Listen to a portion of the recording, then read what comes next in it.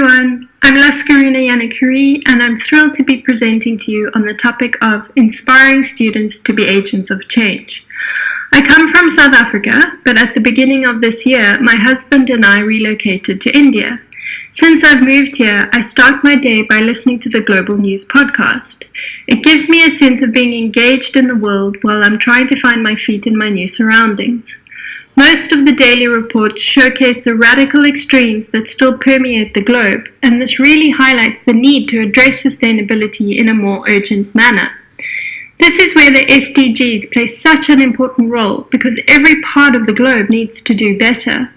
Every society has issues of environmental degradation, of people being excluded from progress, or of not being ready to face the challenges of a changing world.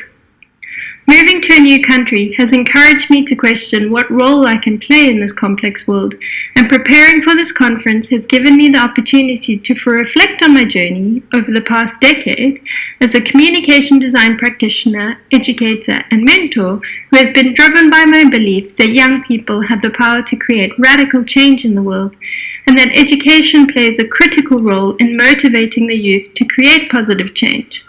So throughout this presentation, I will explore my intervention into inspiring young designers to be the change agents needed to drive sustainability forward.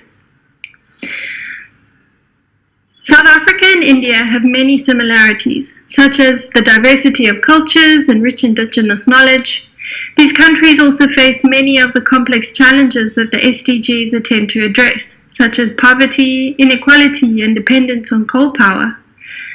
As a communication designer, I believe passionately that my industry can play a transformational role in lessening the negative impact of these challenges by raising awareness about the severe consequences of not addressing issues of sustainability with agency and urgency. Through the messages we communicate, designers have the power to inform public thoughts and can ultimately influence change in behaviors. With this power comes responsibility, and the students of today, who will become industry's future leaders, need to be properly prepared to fulfill this role of actioning change. When I started out as a young designer, I didn't feel equipped with the knowledge required to confidently embrace this role. 4 years into my career, I was growing increasingly concerned with my industry's lack of awareness of its part to play in environmental stewardship, social responsibility, cultural preservation, and boosting economic viability. Not only did I want to practice ethically, but I also wanted to inspire others to do the same. So in 2008, I enrolled in the Urban Sustainable Design Studio, a summer school hosted by the Foresight Design Initiative in Chicago. There I was exposed to innovative ways to tackle the complexities of designing sustainably. I learned how designers can think holistically about the entire life cycle impact of their design decisions. Part of the reason for going to Chicago was because in South Africa, there were no courses dealing with DFS. So when I returned home, I developed an introductory course that I taught to communication design students at 2 institutions in Cape Town. This marked the start of my academic journey. My goal was to share what I had learned in a way that was accessible to local designers, because at the time there was no clear guidelines to practicing sustainably, specifically within the context of communication design. I ran the course over 4 years, and with each cohort I integrated a live brief to give students the opportunity to experience how their design decisions could impact the world around them. One brief was to design a shark information signage system. This was in response to a fatal shark attack that happened on one of Cape Town's popular beaches. I visited Fishhook Beach and found that information about shark activity was poorly communicated. So I approached the city's Department of Environmental Resource Management with a proposal for my students to design a solution that would create awareness about shark behavior and promote beach safety. The students showed so much enthusiasm to working on the brief that addresses real-world issues, and the outcomes were so successful that the city implemented several of the students' ideas into a new signage system, and today these can be seen across the city's coastline. While I was working at the 2 institutions, I noticed that there was little or no engagement with DFS outside of my course. Curious, I looked at the other institutions that offered communication design programs in Cape Town. There were 16, and I discovered that only 4 hinted at the inclusion of concepts relating to sustainability. This highlighted a major gap in curricula. At the same time, I was freelancing for various design agencies and identified a similar gap in the poor uptake of DFS with industry.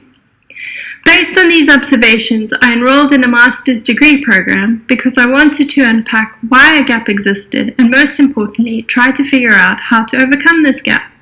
My research investigated the level of awareness, interest, and engagement with DFS within the local communication design fraternity.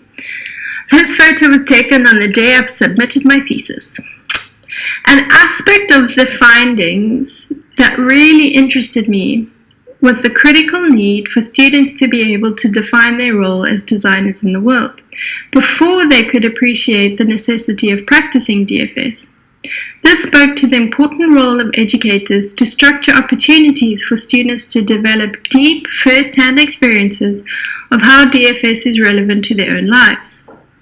Taking this a step further, authorities in the field believed that the best solution to promote its uptake was in connecting issues of sustainability to the values of design students. While sustainability itself can be understood as a value system that guides people towards more conscious behavior, we cannot assume that all students will have a similar set of values or that their values are necessarily aligned with sustainability principles.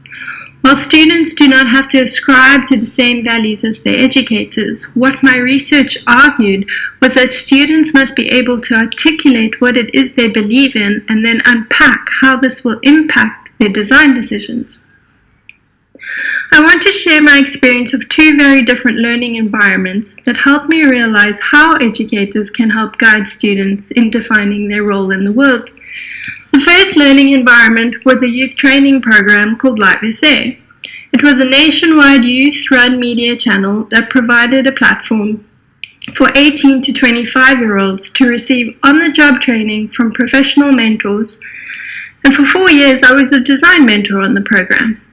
Every 3 months there was an intake of about 20 trainees who would produce content for the channel. On average, there were 6 design trainees per intake. As the design mentor, my role was not only to upskill the trainees, but to better equip them for the changing working world by guiding them on a journey of self-discovery and self-actualization. Rather than dictating what content they created or how it should look, my responsibility was to assist them in finding their own voice and personal means of expression. The key to achieving this was by encouraging the trainees to foreground their lived experiences, as well as by challenging them to question how the content they created could enrich the lives of other young South Africans. In terms of connecting with personal values, because the trainees were creating content that represented what they believed in, they were identifying with their own value system. The content covered a range of youth-focused topics, from music and fashion to news and politics. A really powerful example was the content created for the Free to Bleed campaign, a campaign that put pressure on government to make sanitary products freely available to learners from poor communities. The campaign was petitioned in Parliament, and subsequently investment towards free sanitary pads has significantly increased, and sanitary products have been declared tax-free. Working with these amazing young people definitely reinforced my belief that young people can radically change the world, and it also influenced how I approach teaching in the formal context of the university. Because to me, Live SA epitomized the learning environment that Bell Hooks envisioned the classroom to be. A place that is life-sustaining and mind-expanding, a place of liberating mutuality where teacher and student work together in partnership. The other teaching experience was the University of Johannesburg. A few months after completing my master's degree, I was asked to develop a first-year module on the fundamental elements and principles of design for the multimedia department. I was excited and saw it as a perfect opportunity to practically apply my research findings. But My teaching experience and the connection I made with the young people was very different to that of Live SA. For starters, there were 10 times more students in my class, plus I had significantly less contact time with them in a week. And because of the very limited one-on-one contact time, I did not have the opportunity to really understand where they were coming from or to promote their lived experiences as a source of inspiration. On top of this, I realized a few weeks into the module that I wasn't accommodating all of the students' needs, because some of them faced socioeconomic challenges that impacted on their ability to meet the basic requirements of the course, which were attending lectures and submitting work. Often the students didn't have money for transport or to buy the materials that were needed to execute the brief. When I adapted the briefs to meet the needs of the students, it yielded more positive results. Here is an example of when I made the brief about them. They had to choose a word that best described themselves and then had to design a series of graphics that would visually represent the meaning of the word, and these graphics were used to create their online identity. This is Masejo's work. Her word was soulful. I did away with the physical hand-ins and let the students submit their work digitally. The work was authentic and definitely more interesting than what they'd produced before, and it allowed me to better understand the students' passions and skills. What these experiences taught me was that pedagogy needs to be student-oriented and human-centered, and the key to this is empathy, because empathy plays a key role in breaking down barriers and building meaningful relationships between educators and students. If we have a better understanding of our students' realities, we can adapt to how we teach so that design education becomes a more accessible and nurturing learning environment. Here are 3 approaches that I believe can help educators to achieve this. 1. Tapping into and respecting students' situated knowledge, connecting with the students' personal values, and redefining the lecturer's role to one more of mentorship. I want to share one last experience with you, which highlights the importance of inspiring young people to drive action for change.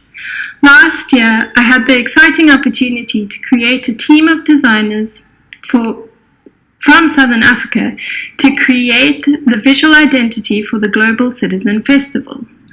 Global Citizen is an online activism campaign that aims to mobilize millennials to take action toward ending extreme world poverty by 2030, the first of the SDGs.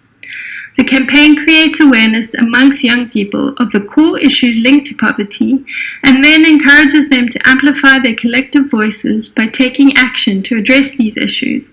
Actions are simple: sending an email, posting a tweet, or signing a petition. To reward people for taking action, a massive music festival is hosted in a different country every year. The lineup includes the biggest names in global music, as well as prominent activists and world leaders. Tickets to the festival are free, but are only rewarded to active citizens who have enough points to enter into the ticket draw. This past December, the festival took place in South Africa. The theme of the campaign, Be the Generation, was inspired by the life and legacy of Nelson Mandela. He believed that we could be the generation to alleviate extreme poverty.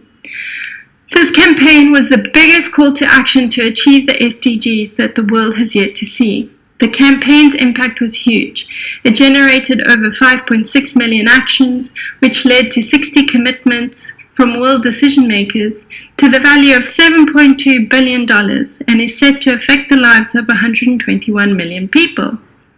To drive massive change, educators should expose students to such campaigns as a way to assist them in defining their role in the world, while being made aware of the relationship between their values and actions, not only as designers, but as global citizens. What my experience taught me is that to implement an inclusive approach to design education, educators must adopt a philosophy of teaching that is founded on deep empathy and respect for students' needs, aspirations, and motivations. Let me end off with a quote by Nelson Mandela. He said, "Education is the most powerful weapon which you can use to change the world. It has been through seeking the right education and then spreading my knowledge and passion through education that I have had the opportunity to make a small contribution towards designing sustainability for all." Thank you for giving me the platform to present. what I have learned. I'm very keen to hear your thoughts or to engage in any questions, so please contact me on this email address.